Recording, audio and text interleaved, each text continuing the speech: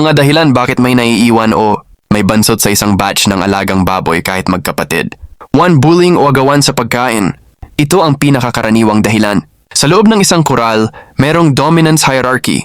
May mga baboy na sadyang matapang at laging nauuna sa labangan.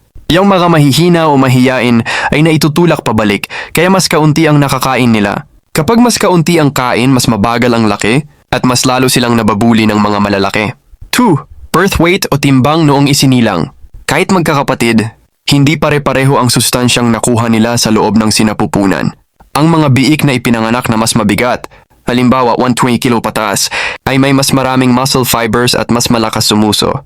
Ang mga ipinanganak na maliit o bansot ay mahirap nang makahabol sa laki ng kanilang mga kapatid kahit pareho pa ang ipakain mo. 3. Creep feeding at pagsupsop ng gatas.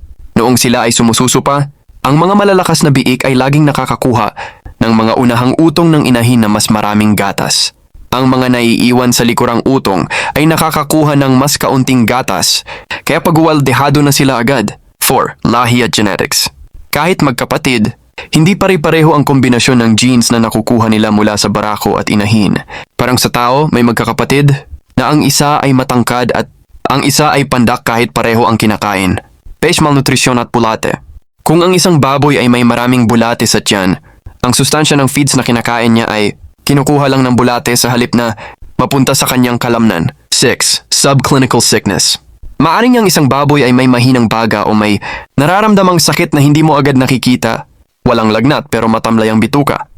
Dahil dito, imbes na gamitin ng katawan ng energy para lumaki, ginagamit ito para labanan ng mikrobyo. Ano ang pwedeng gawin? Eye sorting, paghihiwalay. Ito ang pinakamabisang paraan. Ihiwalay ang malalaki sa maliliit. Kapag magkakasing laki ang magkakasama, mawawala ang bullying at makakakain na ng maayos ang mga naiiwan. Wastong espasyo, siguraduhing sapat ang haba ng labangan para sabay-sabay silang makadapa at makakain. Deworming, siguraduhing lahat. Sila ay napurga ng sabay-sabay pagkatapos maiuwal. Ad libitum feeding, kung maaari, huwag hayaang mawalan ng laman. Ang feeding trough para kahit kailan. Gustong kumain ng mahihinang baboy ay may madadatnan sila. Thanks for watching. Follow and subscribe for more.